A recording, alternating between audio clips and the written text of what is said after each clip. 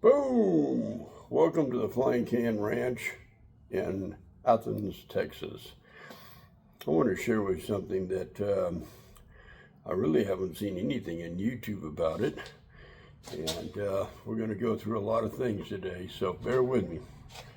What I have today, and I'm going to tell you, I'm going to call it a Bear River Outdoors MX1000.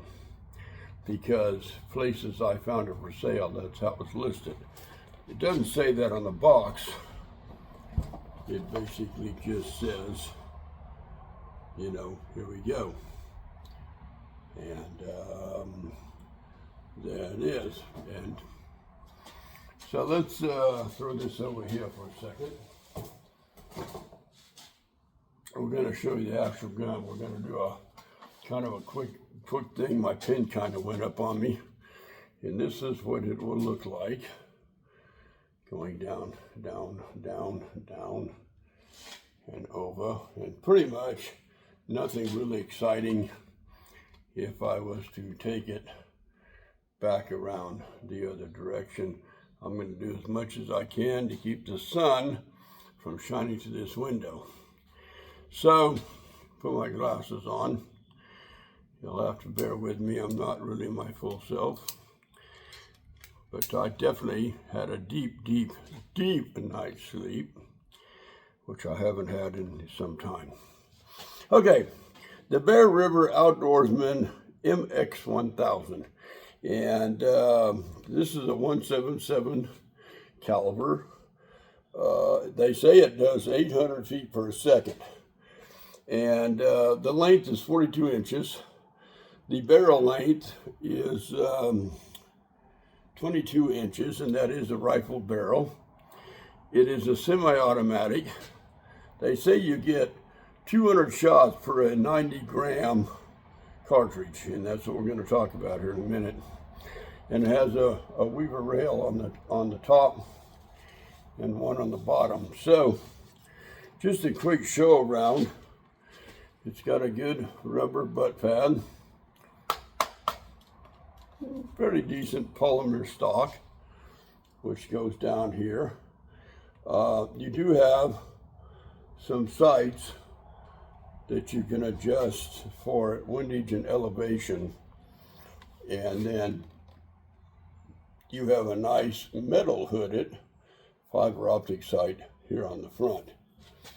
And if we move down here, your safety will be right here in the back. Pull it down, you're out, you push it up, you're on safe. We're going to put it in safe mode for the time being, as it's recommended. If you look down here, you're going to see a variety of things. So I'm going to explain this to you as quickly as possible. First thing you want to do is push this forward, just like that. And you got a little door, you know, right here. And you fold that down, and there is a all aluminum mag. Now, remember that this rib piece facing toward you will go back in the same way. See, just like that. You're going to pull it out. You'll see that rib piece. You're going to put that rib piece toward you, put it back in the door, and lock it shut, and then pull back and lock your mechanism. So, and then there's a charging handle that you have to activate before you shoot it. Now, to be honest with you, I can't remember each and every shot. So, once you pop this door open, push that forward, open the door, pull it out. We're going to set this down here for a second.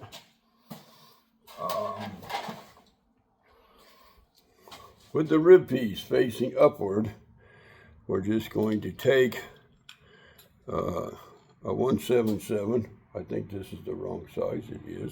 So we'll come over here. And we'll just, well, boogers. We'll use these instead. I've got so many things laying around. This will work. You're going to take your little pellet and you're going to put it in like so. And make sure it's very flush with the magazine. That's very, very critical. And then you're going to put the next one in. like so. And you're going to make sure it's pressed in very level. We'll do it with one more because these aren't the ones I'm going to use to do the shooting review with if we get that far today. Like so. So there's your mag. Now, when you return it, again, make sure the rib piece here is facing toward you. You're going to drop it in here, close that door, push this back. That will lock that in, and then you pull your caulking lever. Now the next little item we're going to cover, hopefully I don't drop this. There's a little thing you push down here at the bottom with your finger, and this can be a little tricky, as we all know. I'm going to try to do it on the camera. I used my thumb last time, and this will come off. Ta-da! Now, what I found, and I've got one used, when I put in this, it's very open. When you set this is an 88 gram, not a 90, mind you. You can use them. Put a little oil each time on the tip of this before you put it in. I usually use pill oil. You're going to screw this in, and it goes in quite a ways, and then it tightens. It really, get it as far as you can. Now, I'm always slipping around on those, so what I usually do is I just grab it with a channel lock, and I finish the rest of the cranking in part. You follow, it's in pretty tight by my hand because it's already been blowed. And then, of course, you remove it once you've drained it out, much the same way. I didn't see where this had a degassing thing. So you can put that on, screw it in till it's completely down in. Like I said, I had to use a little channel lock but it just made a little poof. And then we'll find our deal, and we'll put it up like so, and then it just clip, and you're back in. That's the loading procedure and the caulking procedure. And then you'll take it off safe, and you're good to go. This really doesn't have a bad hold to it, and it feels very good in the hand. A little bit on the heavy side. I added this Winchester scope. I think it came with one, but I think it was a cheapie 4x32, and I wasn't having much luck with it. You have this kind of a ribbed area, almost like a shotgun. Looks kind of cool. And going back down this, there's some stippling right into here, and there's some more right along here. It's easy to handle. You can put a bipod, lights, whatever here, and then you can set yourself up. It also has a little sling mount here. I guess you could bring it around and hang it off the barrel somehow, you know, loop around as far as there. I don't see one up front. You can maybe buy a sling mount to fit on this, and then, you know, add whatever you want later. But or maybe find a bipod that has a sling mount. I don't know if they're out there or not. Now, another option you have, I've talked about these before.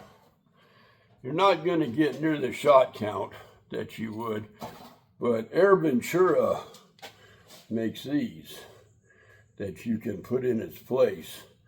You know, it's got this little cap that comes off, and you got to make sure this screw is all the way back, and you open it up and you put one CO2 down, little pill oil, another CO2 up, and then you can actually screw this into the gun tight as you can get it. And I like to put a couple of dimes in between them to make sure they both get pierced, and then you just crank this down until that pierces both CO2s, and you should be back in shape. So Air Ventura makes these, so you could use one or the other if you don't want to. I haven't tried these yet on here, so I'm being very honest. But if you wanted to try it out, But you say, well, I don't want to sit there and put out 200 shots.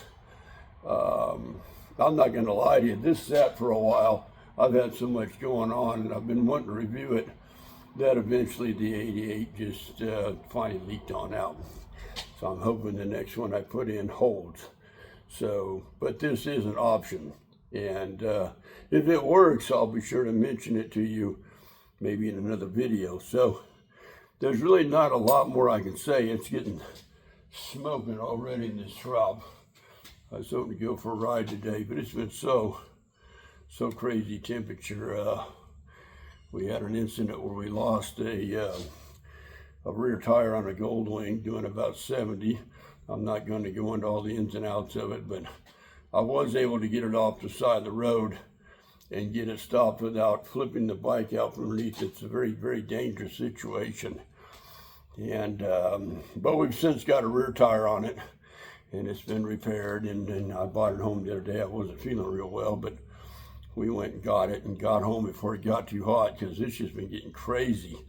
I really wanted to review this yesterday, but all of a sudden I was inundated with rain till like almost noon, and then it was like, oh my God, mug.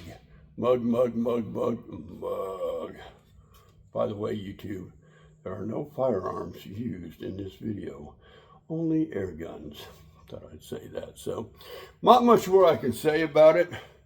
You do have to remember, each time you're pulling this trigger, you're advancing this. I think that's how it works, unless each time you cock it, it advances it. I'll tell you, I don't remember. It's been so long since I shot it, and I've handled so many different things, including a Crossman that has been sent back to Airgun Depot because it was like a magfire. It looked like the Diamondback, but except with the magfire. And you could pull the trigger and nothing would happen. I'd redo the safety, and I found out sometimes when you reset the safety, all of a sudden the gun goes off. Or you pull the trigger, nothing happens, and you let off the trigger, and then all of a sudden the gun goes off. And one time I was actually, breaking down the barrel, and I was about 3/4 of the way through it, and it just snapped right out of my hand, hit my hand real bad, but it didn't cause any damage. And when it snapped shut, it acted like it was trying to go off. It was really crazy.